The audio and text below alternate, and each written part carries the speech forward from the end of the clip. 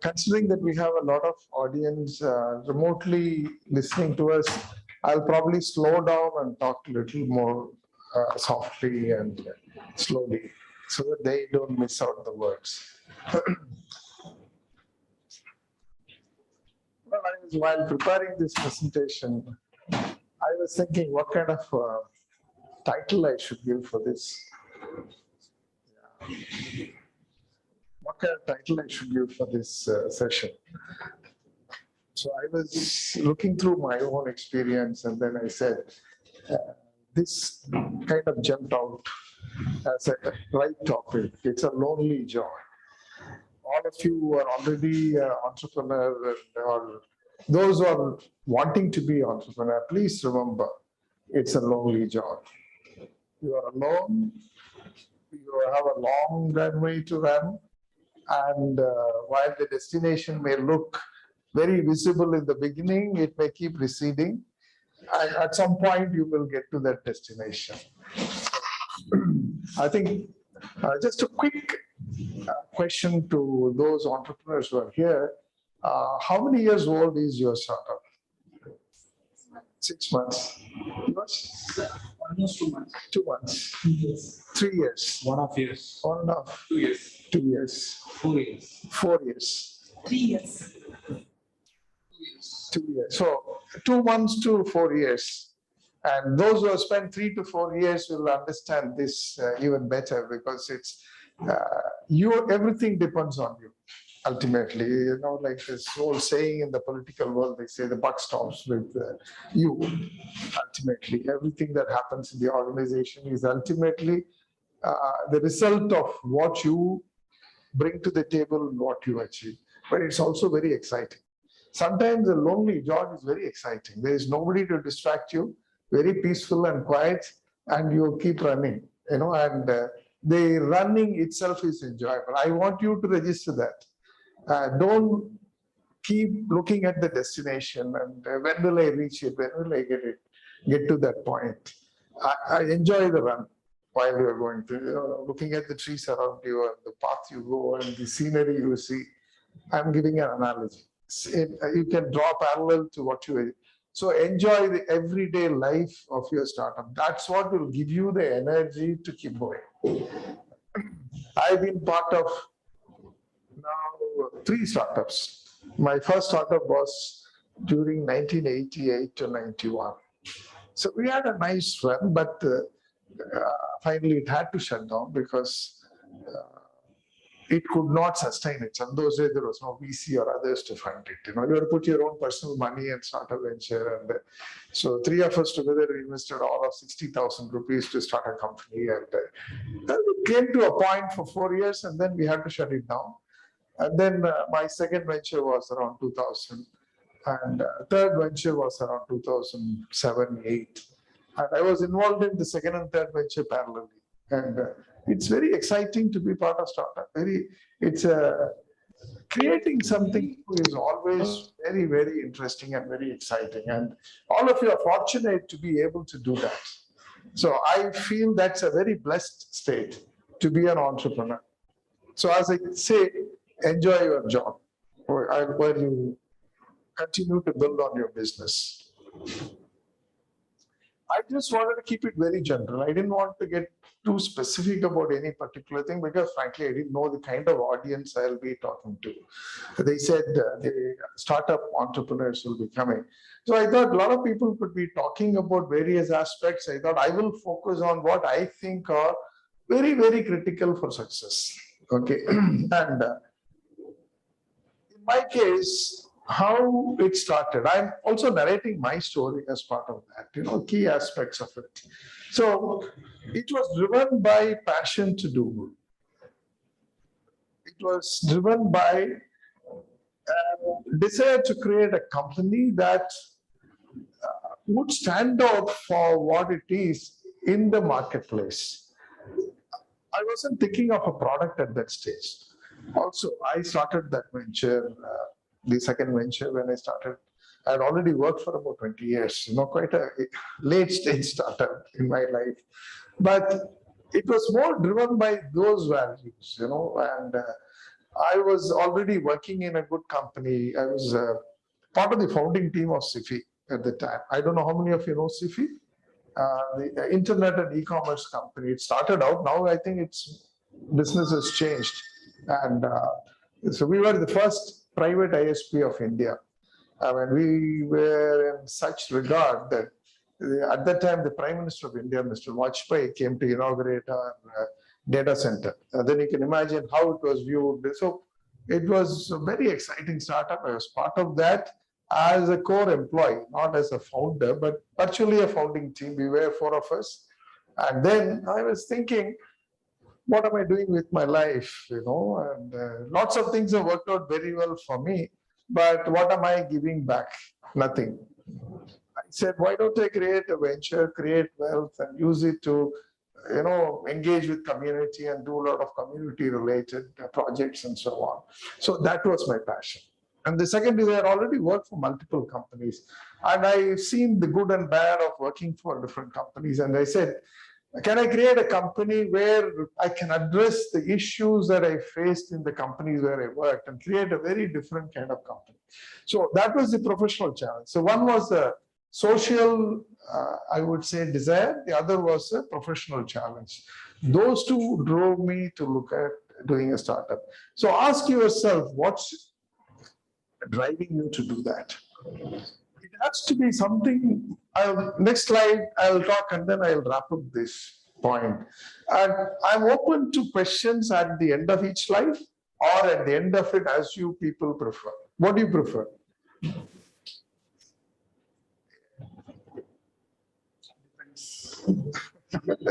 Okay, if you get a question, ask. That's all. So people ask, when they do startup and you keep seeing those $1 billion unicorns, and then they raise 20 million, 100 million, 200 million. Is that what is tempting you? Is that what is driving you? If it is, I would say good luck to you, but that's not good enough. That's not the right kind of motivation. Your motivation has to be something deeper, something which has a very strong special meaning for you. That is what can sustain you during the difficult times. If it is money that motivates or drives, what could happen is the startup faces tough times, then you will start to wonder, am I doing the right thing, or should I just move on? Should I wind up, or should I do something else? And the distractions will be many. But if there is a stronger, deeper motivation, that will keep you going. That will give you the energy to go through during difficult times. So ask yourself, do you have a very strong, deep, motivation? If you don't have it, you ask yourself, why am I doing this? I think you need to find that answer. The answer would be different for different people. I had a couple of motivational points. You will have something very different, but then figure it out for yourself.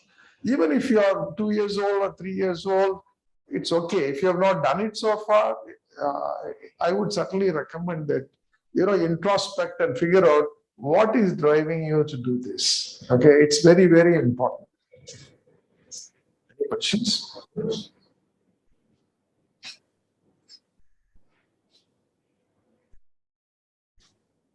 So as I put here,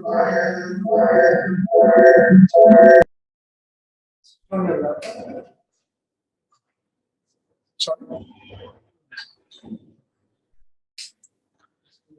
So if wealth was a motivation factor for me, I would have given up long back.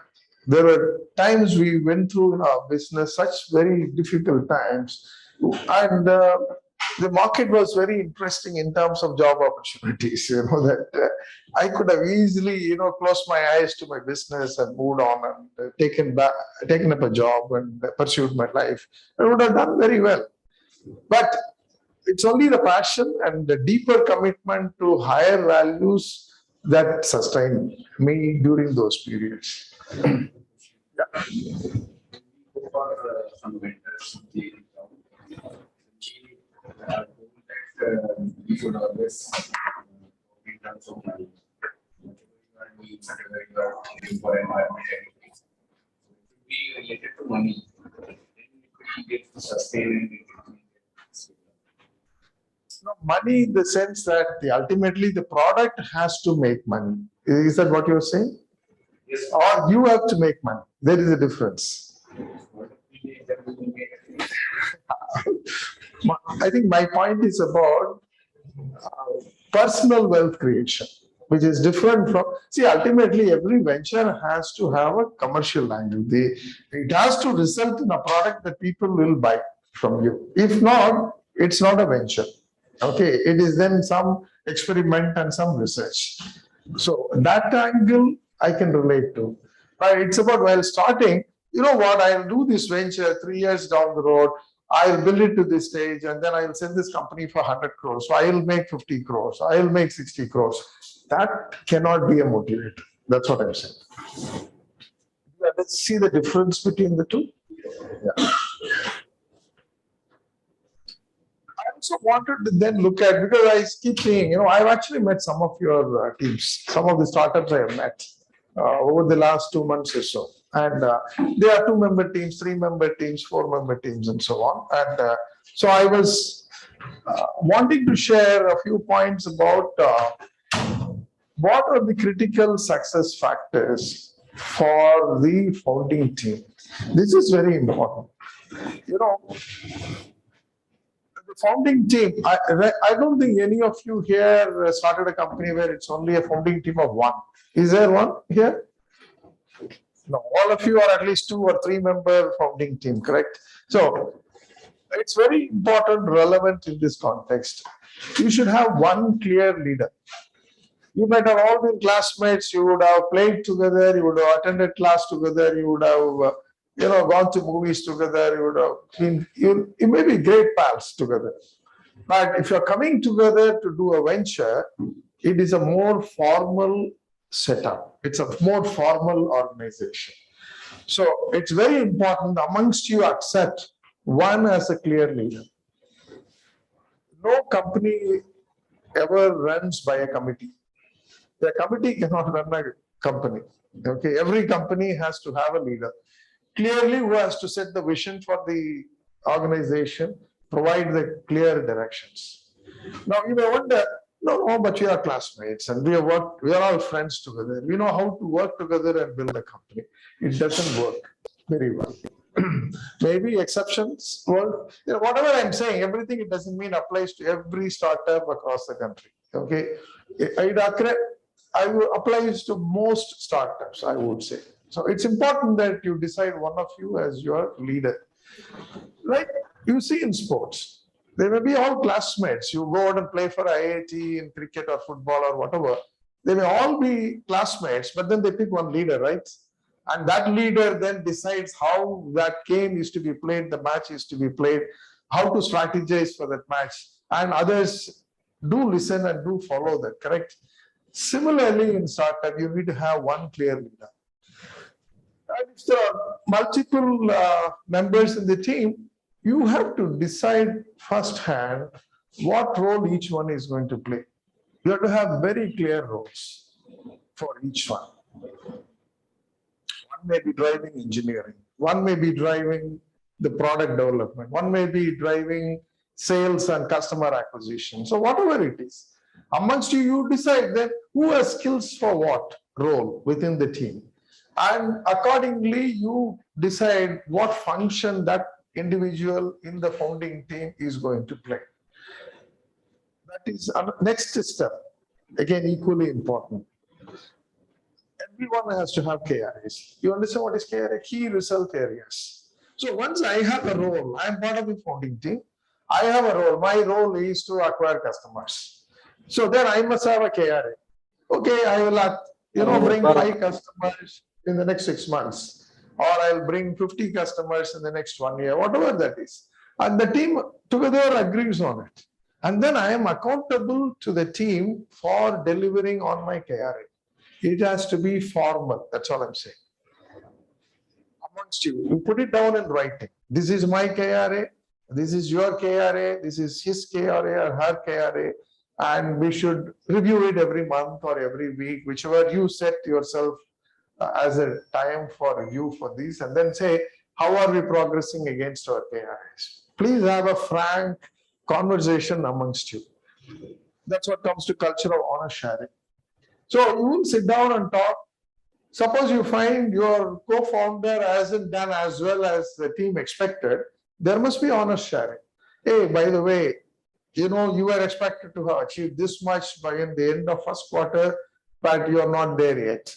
So what are you going to do about it? When will you get to that point? How can we help you get to that point? What is holding you back from that? I think those kind of conversation must happen amongst you. And culture of sacrifice, that comes as the venture starts rolling. Particularly, it will happen in the second, third, fourth year and all that.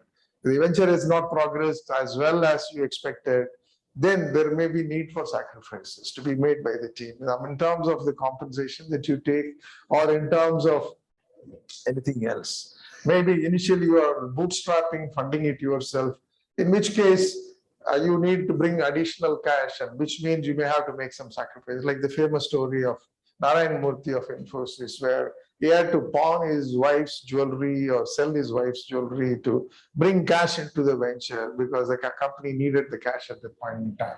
So those are sacrifices the family makes and the individual makes, and you must be ready for sacrifices. Not all ventures will need it, but mentally you must be ready. Those who are in the early stage of the startup, please ask yourself, do I have that kind of a mindset to make those sacrifices if the venture warrants?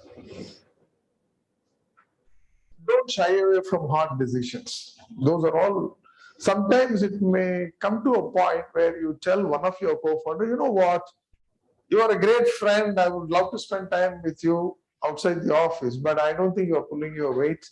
I think it's time that you moved on. I think even if it is required, those conversations have to happen in a very pleasant, matter-of-fact manner. It's like how it happens in sports. Actually, I would think those who play team sports will make great entrepreneurs, because a lot of this is practiced in team sports, where a captain is of the same class.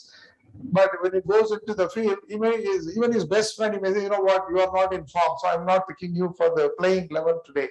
And that happens very matter of fact. Same kind of atmosphere has to be there in the startups for you to have that conversation. While I say all this, it's also personality-wise, a lot of us Indians have difficulty in having such conversations. In our culture, we find it difficult to have frank conversation. We would like to beat around the bush. We don't like to tell frankly to our own friends and families what we think. Whereas in the Western world, they are very, very comfortable having those conversations. And I don't have to tell this if I'm talking to an audience of Western culture entrepreneurs. They will be doing all of that themselves. Indian culture, it is difficult. So if you find amongst your founding team, you have difficulty in having that kind of conversation, then get a coach. Find a coach who has actually helped teams like this and mentored teams. Mentoring not from the concept of how to find your market, how to perfect your product, and where to go sell it, how to strategize. That's a different kind of mentoring. I'm talking about mentoring to handle just the founder's dynamics. So that person can facilitate those conversations. Come guys, sit down. Oh, this is a KRA all put together. Now tell me, have you done what you are supposed to do this quarter? What have you done? Have you done? Oh, you have not done. So guys, what do you think we should be now talking about? So a mentor who could, facilitate, who could, help you handle these team dynamics. Of course, sometimes there are very brilliant people, and then people like to have them as part of the founding team. You don't necessarily need very brilliant people. You need very strong team players. He is a very brilliant person who is also a very highly individualistic person. It will be very difficult for the team to work together, pull together. And in which case, the team will suffer, the venture will suffer. So it's very important. Every member of the founding team is a strong team player.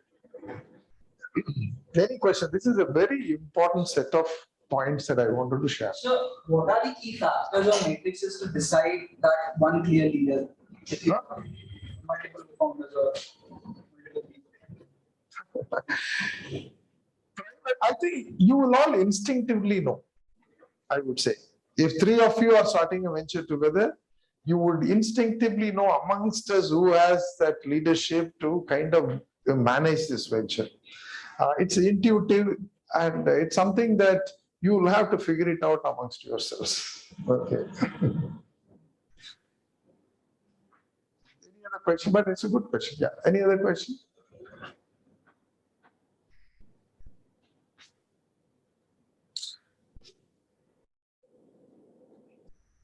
Personal preparation, but I think some of these points may not be very relevant for you all, but I thought I will still put it anyway up here for you, because you're all starting your venture just after your graduation, or maybe you worked for 1 or 2 years and started the venture, correct? So some of it may not be very relevant. You don't have to prepare your family. For example, when I started, I was already married. I had 2 kids, and one daughter in her teenage, and the other son, of course, much younger. So obviously, you have to prepare the family.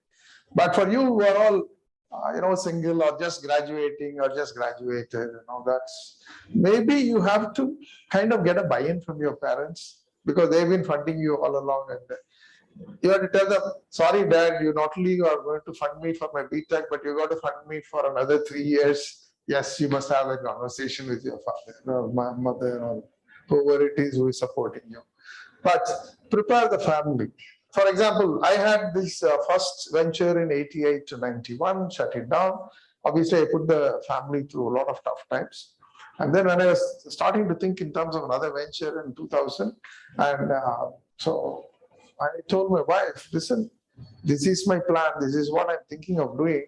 But I know I put you through a lot of difficulty last time. So you tell me whether I should do it or I was already having a great job and doing very well. I said, or should I continue the job? I said, I will respect your decision.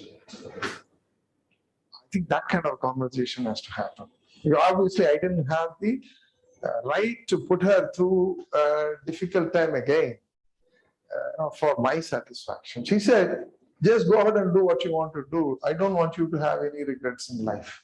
That was the kind of support that was needed. And that sustained it. So that kind of a conversation is important. Keep your needs simple. So obviously, you're going to have tough times in the first several years. And I've actually met a couple of your own startups, and then, kind of sacrifices people are making. And it's important that you keep your needs simple. If you are used to very expensive taste, you have to tone it down. Like you like to go to a nice fine dining restaurant every 3 days, you probably have to do it once a month or so. And if you are used to, branded shirts and branded clothes, you may want to think in terms of more modest spends on your clothes. All that matters. Because what happens is when your venture is going through some downtime, you are taking a cut in your salary. And if you are used to a very different standard of living, the stress sets in because you're not having enough money to meet your personal expenditures. That stress affects your work. And in turn, that creates even more stress because the work is not going well. It becomes a vicious cycle.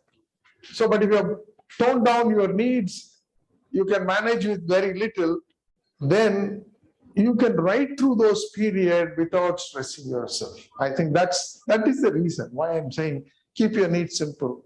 Share your progress with your spouse or family, for that matter, with your parents.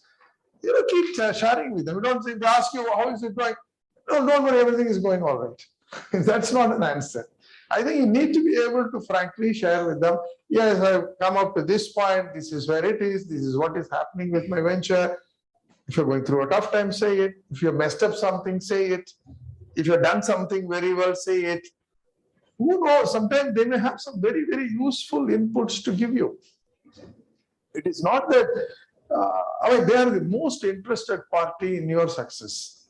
So please enlist them. Please share with them so that they are part of your venture in a kind of indirect way, and they are able to give you the guidance or at least just be a support. All they could say is, that's fine, you made a mistake, that's okay, we all make mistakes in life, I think you'll be fine, I'm sure you'll do well. That is supporting for you, that can, raise your spirits and motivation. Also, respect the family's reasonable expectation. You are at it for 3, 4 years, 5 years, the family has suffered and they say, you know what, how long are you going to do it? When are we going to see some stability in our life? I think those are important questions. If they crop up, you need to deal with it. You need to handle that.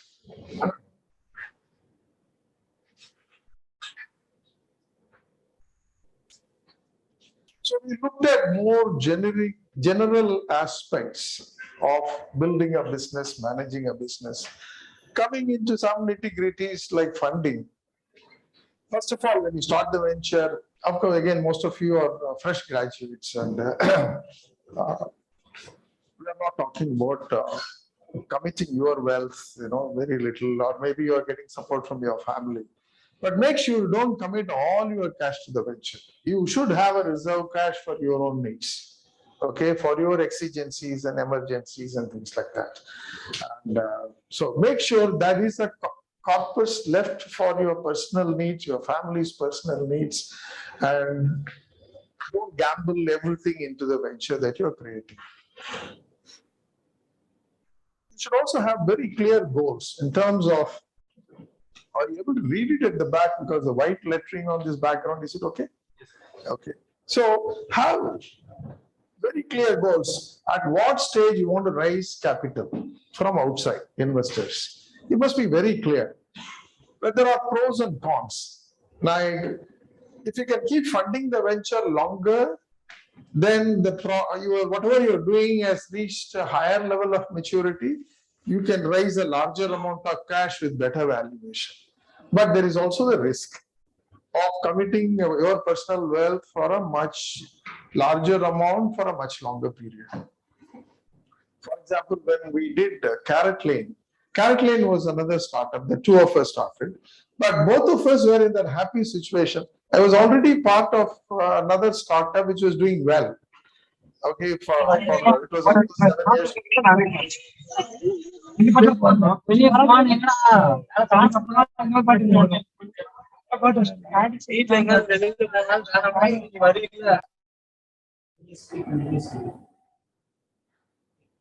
So what happens is that my software company was already doing off the ground, running well, and my co-founder of CaratLane. CaratLane, how many of you heard?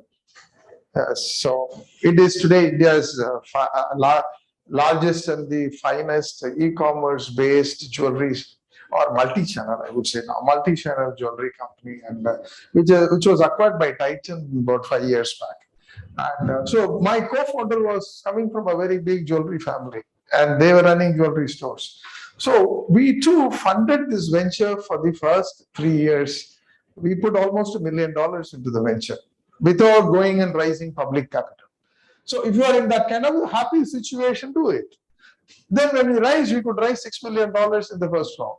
So because the venture had already reached a point where there was a lot more respect and value for what we have created already. But everybody cannot wait till then. So but just make sure what point you would like to go raise funding for your venture and stick to those timetables. Who would you like to unmute? How did I unmute myself?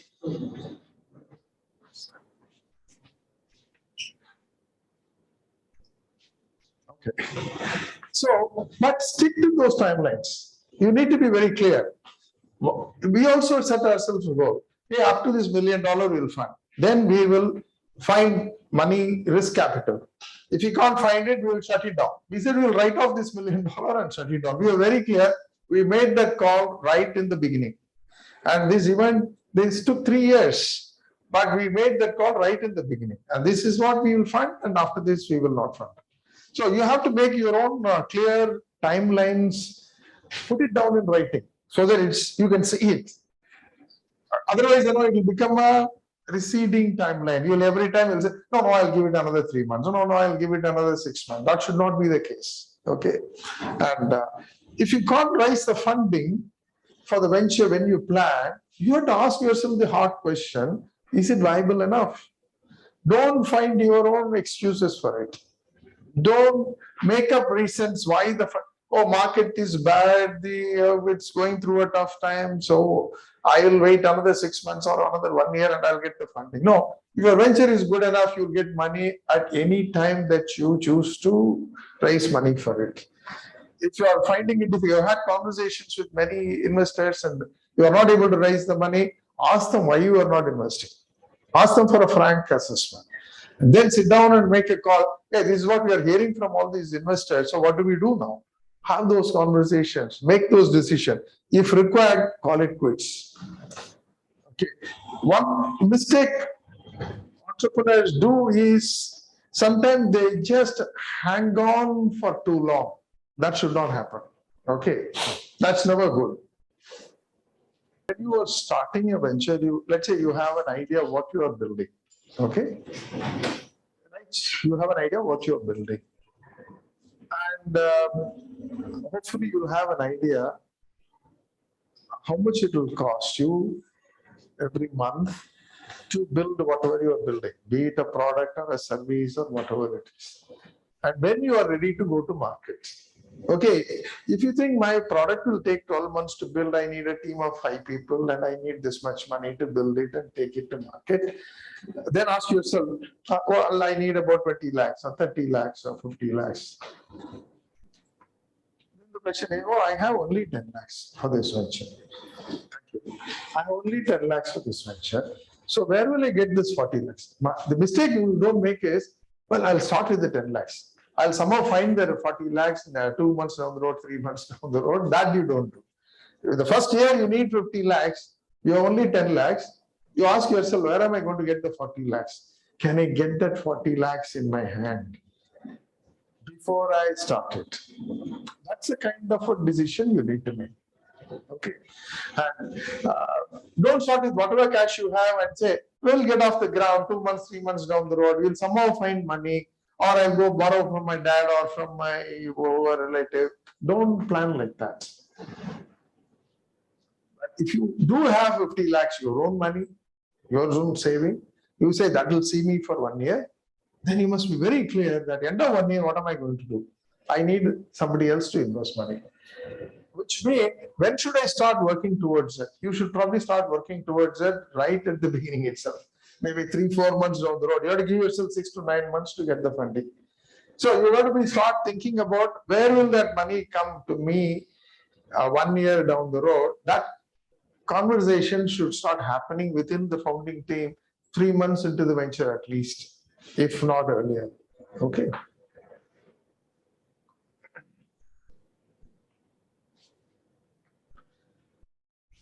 This is another very important set of points for your consideration.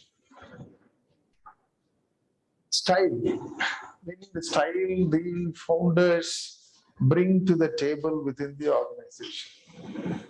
These have a lot of value. Because at the end of the day, you're sitting in an office of 5 employees or 10 employees. Nowadays, you do remote working. You still do a Zoom meeting and all your 10 employees come on the Zoom meeting or whatever.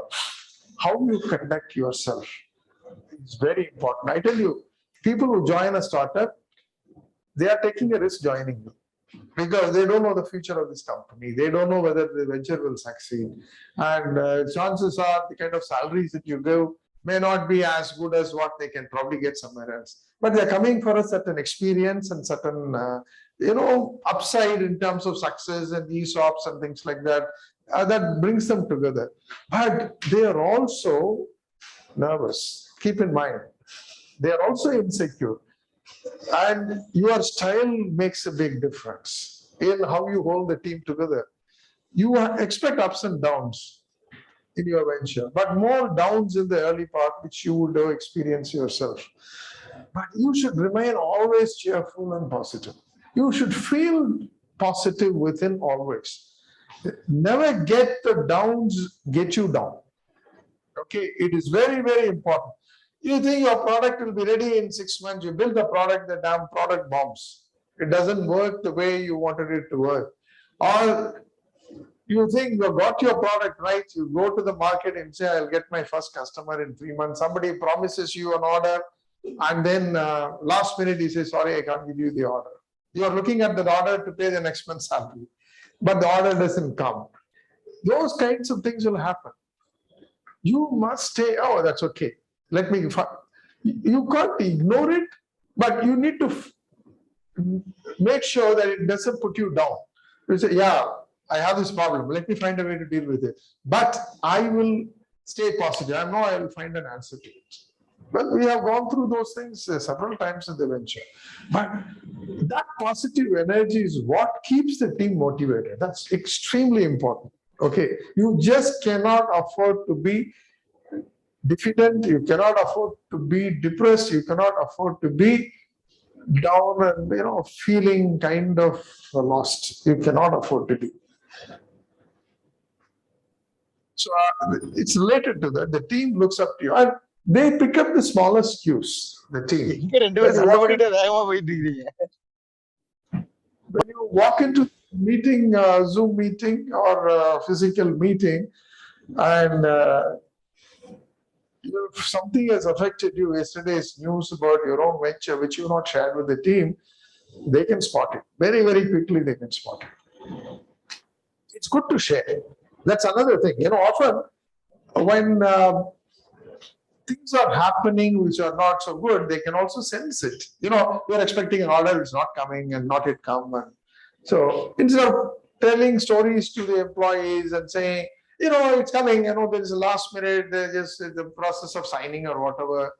Don't build stories. You be honest and say, what, looks like the order is gone, but we're going to we're finding another order from another client. Feel free, you must share it. So the team will be with you. And you say, I'm very confident, we'll find another customer to buy the product.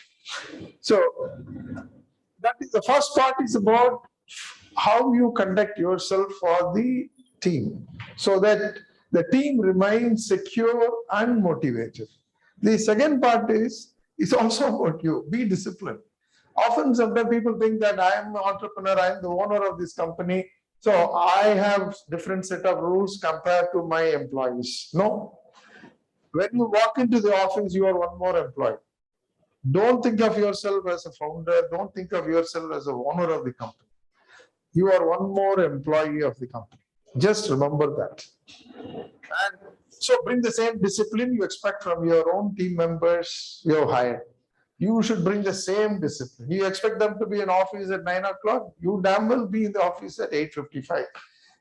You expect them to be dressed in a particular way, you have a dress code, please follow the dress code yourself.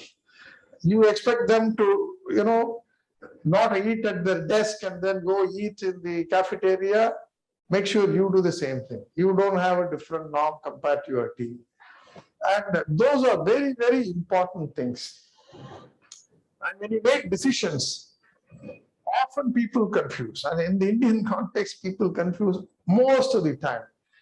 They forget the difference between the company and the individual. Well, I've sat in meetings where in the company we are doing well, the board meeting, we are taking a decision on declaring a dividend. The company has this much cash, it has made this much profit this year.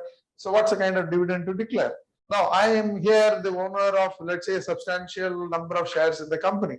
So if I give 1 rupee dividend, I get this much. If I give 2 rupees dividend, I get double the amount. If I give 3 rupee dividend, I get 3 times the amount. But when you walk into that boardroom, you don't think of that. You say, how much cash is the company? How much cash do I need for the next 1 year of operation or 2 years of operation? Have I got major capital expenditure coming up during the next 1 year or 2 years? Am I raising capital next year? Or if there is a delay in raising the capital, how much cash do I need to keep in the company to fund those expansions without waiting for that? So after doing all of that, how much cash is left? So with this cash, how much dividend I can declare for the shareholders? Oh, I can give only 50 paise. Yeah, you say, I approve 50 paise dividend. When you come out of the meeting, you can say, what the hell, this company gave me only 50 paise dividend. You can tell yourself as the individual once you walk out of the room. But in the room, you are only taking a call as the employee, as the director, as the board member, and saying what this company can do for its shareholders. That's all. You got to learn to dissociate your personal interest while you are taking corporate decision. Very difficult, but you got to, good to start practicing it, in the early stages of the company. These things build a great sense of professionalism in the organization. And the team looks up to these things as great gestures and they believe in it. Okay. I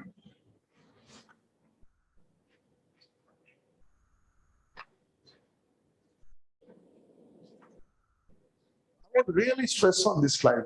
That's why I brought it towards the end of the presentation. It's far more important than the business plan you make, the kind of product you want to build. It's far more important. You have to, as the founders, decide the values that your company will stand for. Start thinking about it if you have not done. That will come from your conviction. Don't pick some nice fancy stuff you hear outside or you read in a book and say, oh, these will become my company's values. That doesn't work. What really appeals to you? In the heart of heart, what are the values that really appeal to you? That is what you should really look at. Is it good for the company? Is that what I want the company to display all the time? Have that introspection, have that conversation amongst the founding team members, and make sure that it is aligned with your own beliefs and value systems. It's very, very important. Okay. Having thought of them, obviously you need to share the values of the company with your own employees. Even if there are only 5 employees in your company, share it. And every time you hire a new employee, you share it. And every month or 2 months when you have meetings, share it.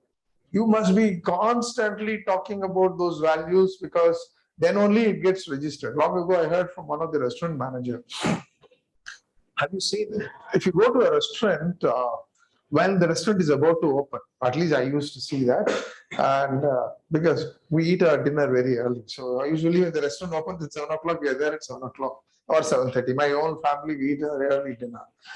But if you go even 5 minutes early, or sometimes even you go at 7:30, you will see the manager and the entire staff standing in a corner and having a meeting. Have you noticed that? They'll have the meeting every day. Every day they'll have that meeting. So I got to know one restaurant owner, actually the hotel owner. So I asked him, now tell me, what do you guys discuss every day when you have this meeting? He said, sir, every day we repeat the same thing. He said, make sure you do this, make sure you do that, make sure when the customer asks this, you do this, make sure don't talk like this to the customer, make sure you talk like this to the customer. He said, we repeat it every day.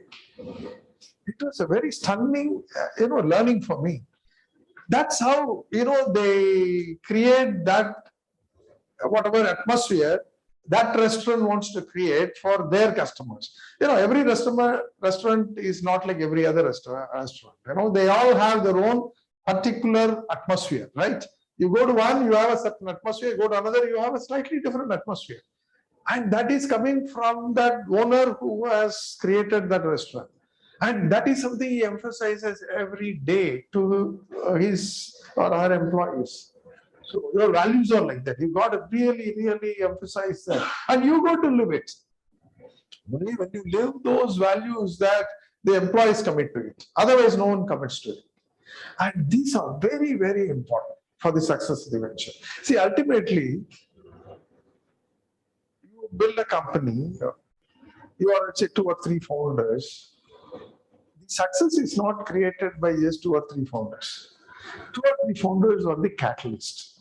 They started it, right?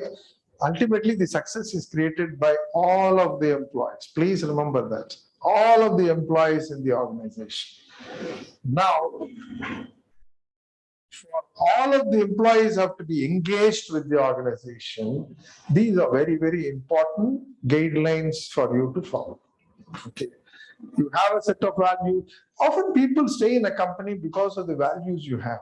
And you will never know. They may be your best contributors. And if you compromise your value, quietly he or she will leave. And the venture is impacted in its own way. You may not notice it immediately. It's like a nice Lego, tower you build. You pull out one from here, one from there, one from there.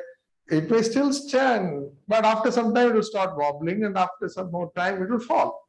So you will not notice it when an employee leaves. What is being impacted in the organization? And if you really want a solid organization, these are very valuable inputs that you need to think about. There are some of them are very, very difficult, but you please think about these things. They are very, very important for your success. For example, the technology company that I recently, exited, and then it was acquired by an American company. In fact,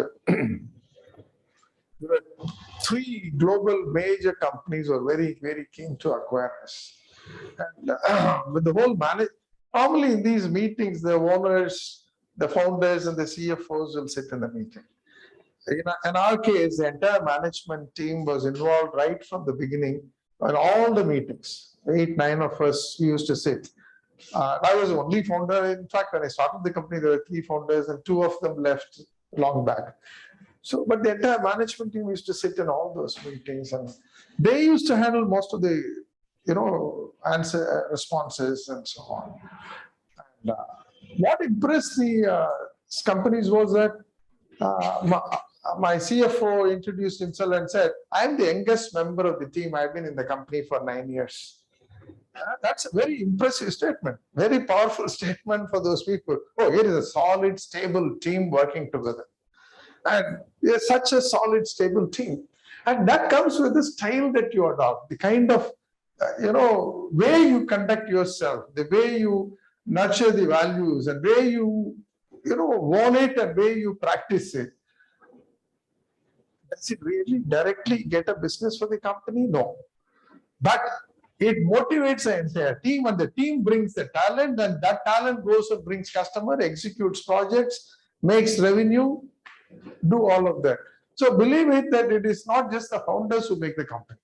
You are the catalyst for building a great team and motivating the great team to stay with you. It is a tough challenge for startups compared with, established large players. They can give a lot more attraction. But if you bring these things to the table, you will attract good talent to your venture, and that talent will make you succeed. Some quick operational guidelines. I think I'll run a little faster. Don't think small. I always used to say to my team, we may be small, but don't think small. It's think big. Think big in the sense, I'll give you one example quickly. So 2008 or 9, we wanted to go hire fresh graduates from campus. And it's a very small company. We are hardly about 60, 70 people or 80 people. And we said, you know what? We want to have dream company status when we go to hire. We will hire only from the best of colleges. We will not go to every college. That's how we set a standard. And believe it or not, we actually executed it. There are various steps we took. Having set a goal like that, in fact, I had an HR manager who said, "Sir, it's very difficult for us to attract the best of talent, be a dream company, and all of that." He was very nervous. I actually let him go. I said, I want my HR manager to first believe that we can attract the best of talent and be a dream company in the campus. And that year, we actually had from very, very good campus like Manipal and NIT Warangal and another NIT somewhere else. But we took various steps towards that and made sure we hired those kind of talent from those companies. So people who were hired already by Infosys and TCS were allowed to sit for our interview, and we could select them. But so that's what I mean. Don't think small. You may be small. Set high standards for your operation. I talked enough about values. Most important point, don't sell anything you won't buy. If you are building a product, it must first appeal to you. Hey, this product looks great. Don't say, yeah, it's there, it does the job, but you have to step back and say, will I buy this product? The way it is put together, will I buy it? If you won't buy it, please don't sell it. Go back to the drawing table, make the product that you will buy. Okay. Price it right. This is another very important thing. Often entrepreneurs are very nervous about pricing the product. Okay, and You also have to look at what kind of money I have to make to sustain my venture, to keep the venture going and things like that. And so you got to price it right. It is not an easy thing to do, but it's something that over time you learn. Don't let fear decide your pricing. You want to charge 10 rupees, but you say, no, I don't know whether these guys will pay 10 rupees. Yeah. One of the founders is more fearful. Hey, yeah, 10 rupees, you won't get it. Let's charge 5 rupees. Maybe somebody will say, no, maybe we can ask 6 rupees. Fear should not drive your pricing. You say, what is it worth for the customer? Is it worth 10 rupees for the customer? Go ask 10 rupees for the product. Frankly, when we are doing software services for global customers, our pricing was much higher than the big five in India. Their average pricing used to be about $18, $20. Our average pricing used to be about $28, $30. We were able to justify to these customers why they should pay that kind of price. And we say, and they acknowledged it. For example, one of the world's largest retailer, they are $100 billion in size. I can't name them. They had a very large team with TCS here in Chennai. Maybe 1,000 people were working for them. We had a team of 20 or 40 people or so working for them. We are building some very, very niche products and so on for them. And a team came from them, about 10 of them, they came. So in the evening, we met them over a dinner. Then I asked them, tell me, you got 1,000 people working for you in TCS across the road, 5 kilometers from here. Why are you working with us? Then they answered, you know what, the kind of work you guys do, we cannot give it to them. They will mess it up. That's why we work with you. So they're ready to pay a higher price also because that's something they saw only we can bring to the table and execute it. Have confidence in your product. First of all, don't sell a product you won't buy. That leads to also having them confidence in your product. My product can save 10 lakhs for this customer. How much should be my share? Is it 2 lakhs, 3 lakhs, 4 lakhs? It is not driven by how much it costs me to build it. It costs you 25,000 to build it. But if its value is 2 lakhs to the customer, ask 2 lakhs. Have the courage to ask. So pricing it right is very, very important for the success of the venture. Be honest in all your interactions with all stakeholders. And that's part of your value system. If transparency and honesty are important, you must live it. Must live it every day.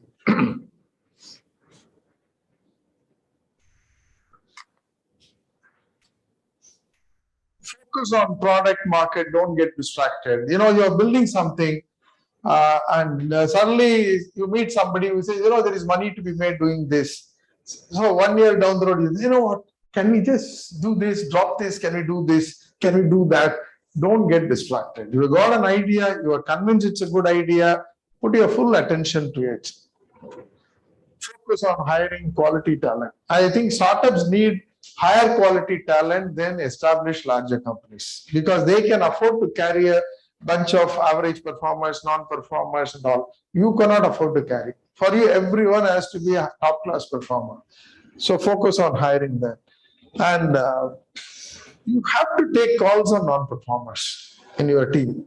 It is a tough call, but if you have 10 people in your organization, 9 are good performers, 1 is pulling the team down, in effect, what is happening is, if you don't let the person go, these 9 are cross-subsidizing the 10th person.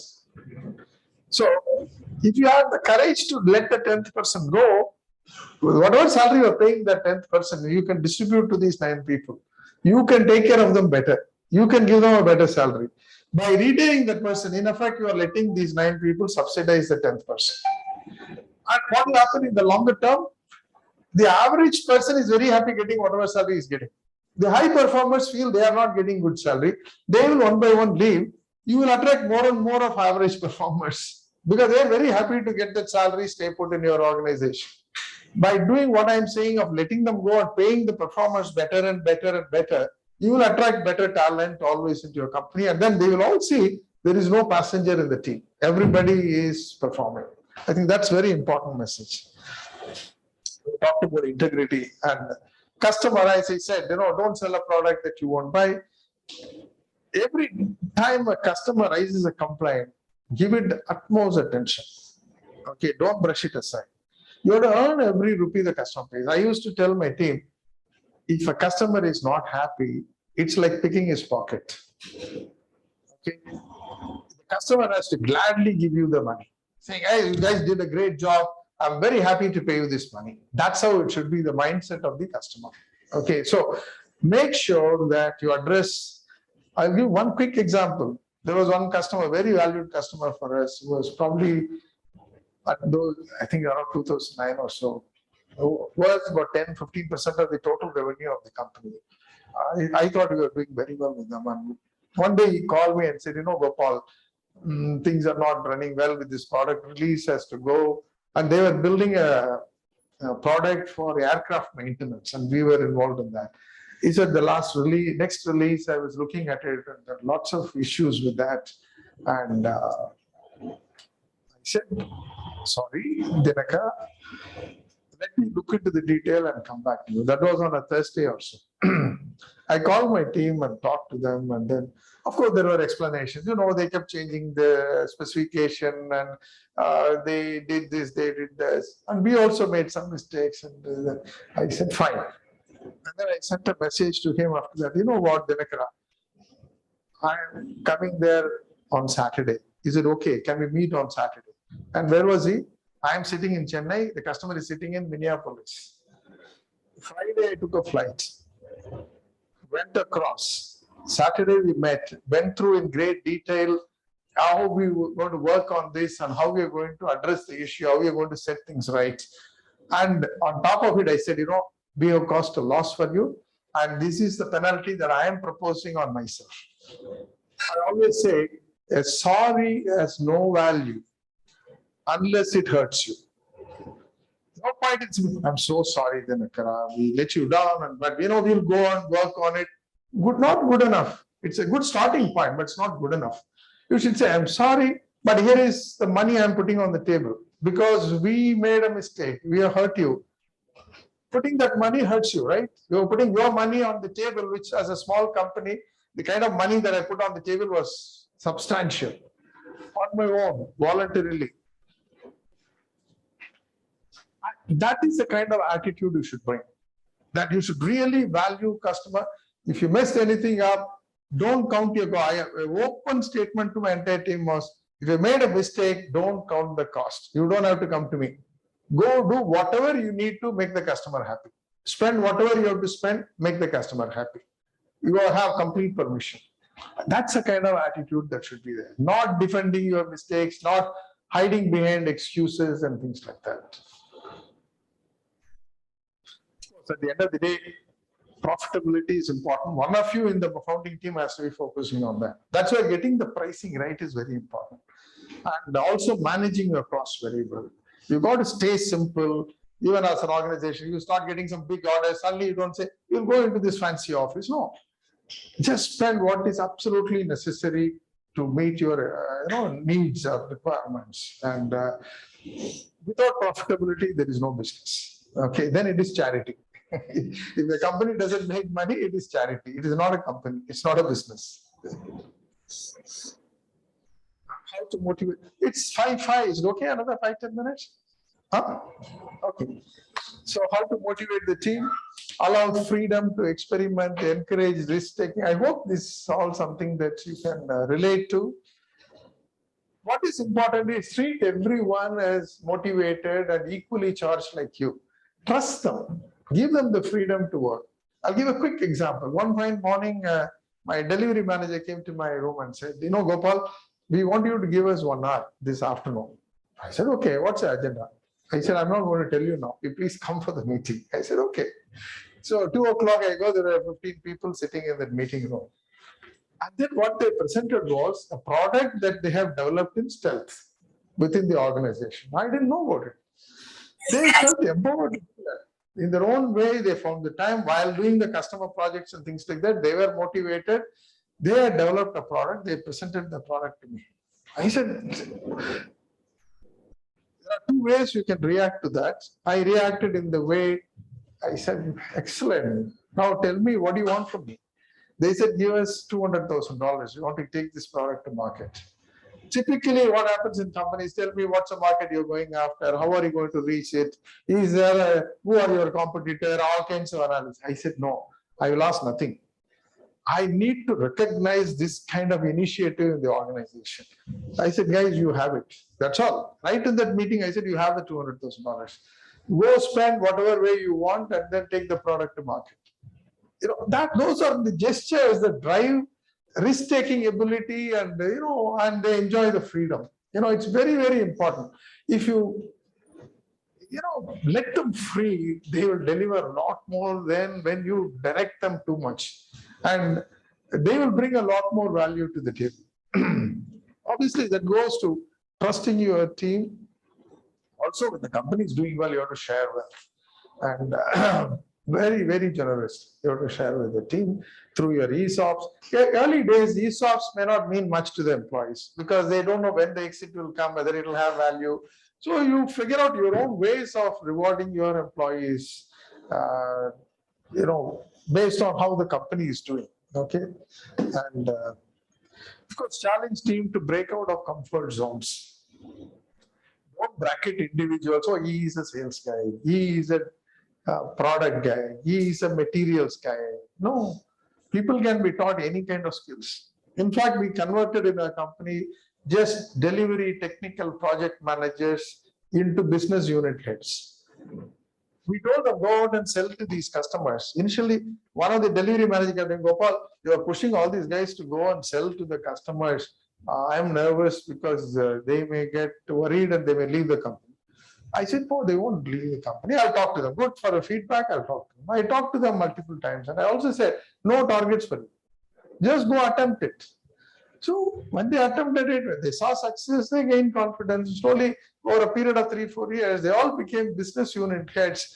They were handling customers of 100 billion, I said $10 billion and $5 billion customers, negotiating new projects and new wins and so on and so forth.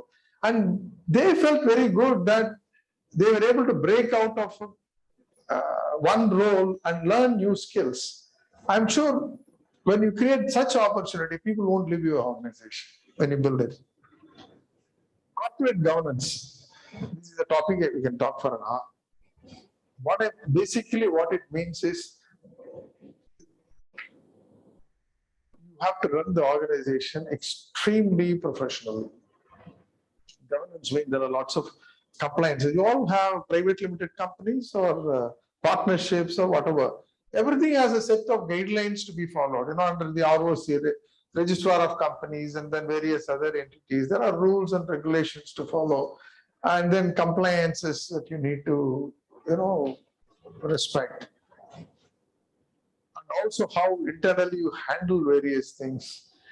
It's very, very important that your governance standards are very high as an organization. We used to proudly say that our governance standards are probably better than most publicly listed companies in India. And we took pride in that. And that was visible to the entire team, the way we were running it. Those are things that are part of the value you're creating. It's not just the product that creates value. Ultimately, when somebody invests in your company or buys your company, he's not just buying a product.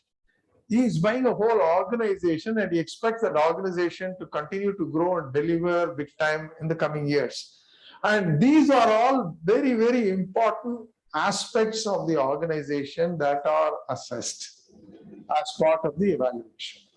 You can see companies, even in the publicly listed company, you can see the same space. Let's say you take two banks. One is very well governed, excellent corporate governance standards. Another bank is very dodgy about these things. One company may have valuation 2 times or 3 times the valuation of the other company because market respects it.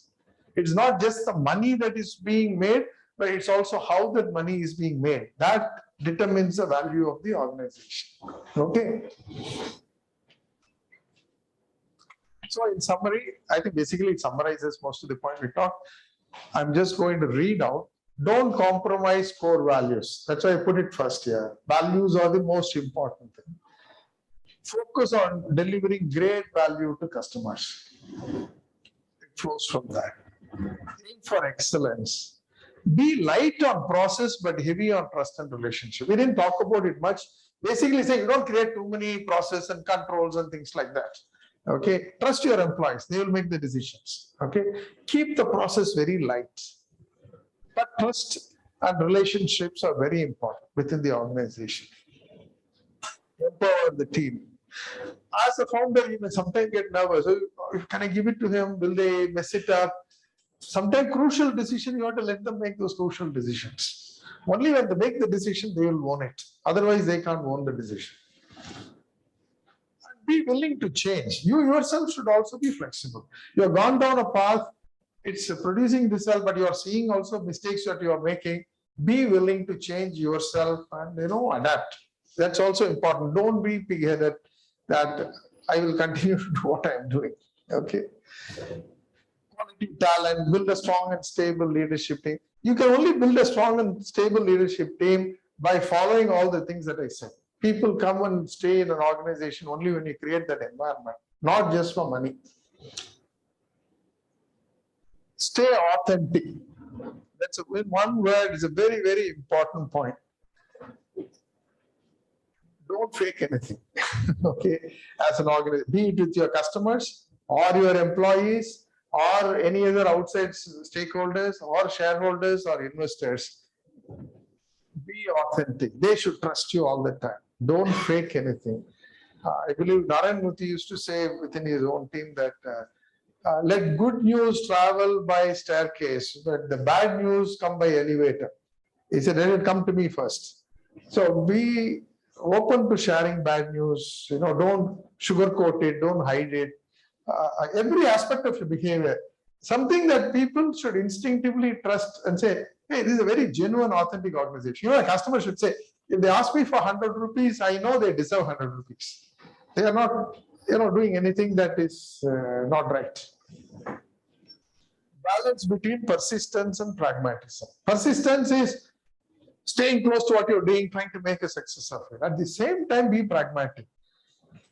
Am I after something which is actually going to result in success? You should have the ability to step back and also look at it from outside and say, yeah, but I'm not sure I'm going in the right direction.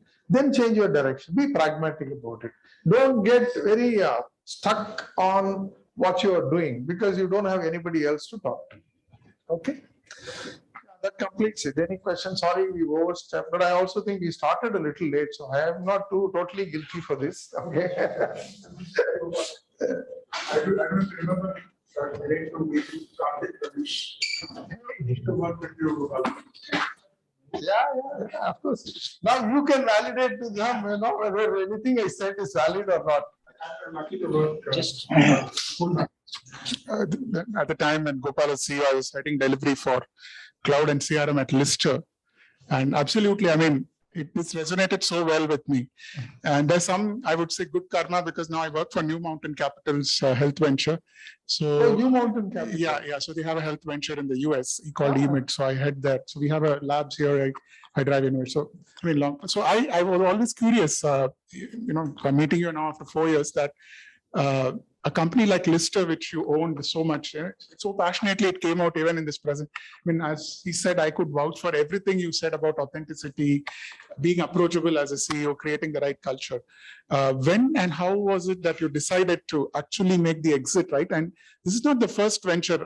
Before that, CaratLane, which you, so as a very successful entrepreneur, as whatever I've seen you be, one is when did that income, because typically today entrepreneurs are always looking at the valuation game to make the exit, right? So but and now in the private equity space I see that all the time, right? So but when did that thought come to you? And the second question to that is how easy was it to let go, especially of ventures you have nurtured and created people like careers for many of us today, right? So, and thank you once again. Great meeting you. Thank you. Thank you.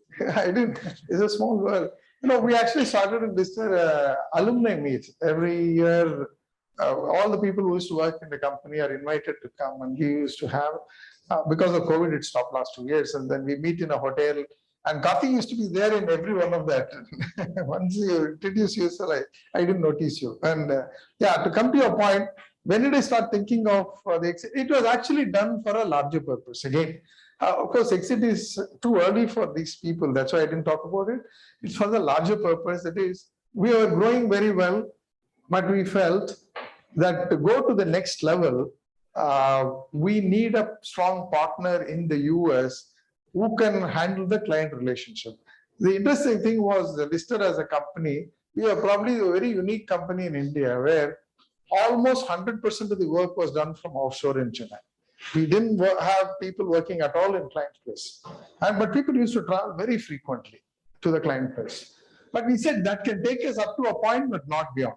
But see, that's why being pragmatic. You don't persist with the model, it does work for you. At some point, you got to become pragmatic and say, you know what, to go beyond this level, also for the welfare of the people who trusted and worked with me, to take it to the next level, we need to find a partner. That's how it started 3 years back, and we actually had a conversation with the entire management team.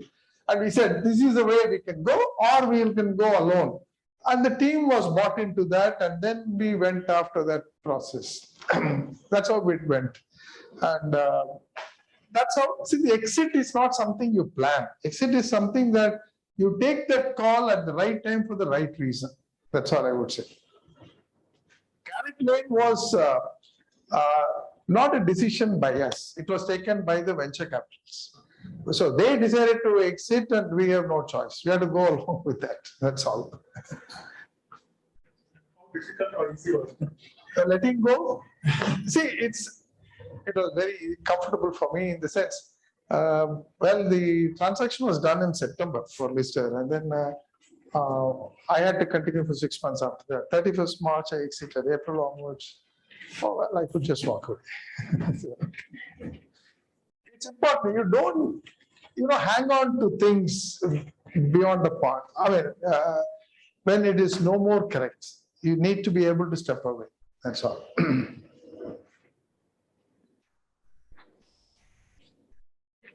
Hello. Hi. This is Okay, if there are no other questions, fine. But if some of you are shy to ask a question, Zoom audience, I think, just. sorry. Zoom audience if anybody wants. You can ask them. hello. Yes, sir, Am I- respond to you. Yes, Am I go audible? ahead. Yeah, we can hear you. Hi. Thank you. My name is Hassan, and really good. I just wanted to be very nice presentation. I liked all of it.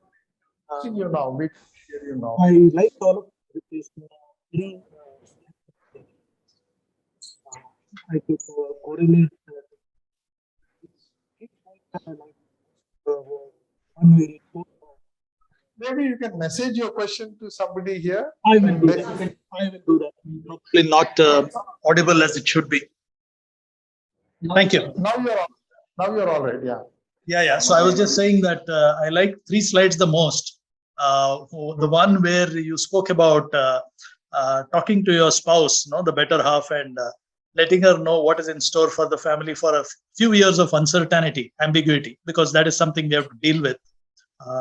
Most of us miss it. And the second one was where you spoke about our culture, where we kind of beat around the bush or circle around a point and do not come direct, not wanting to be rude.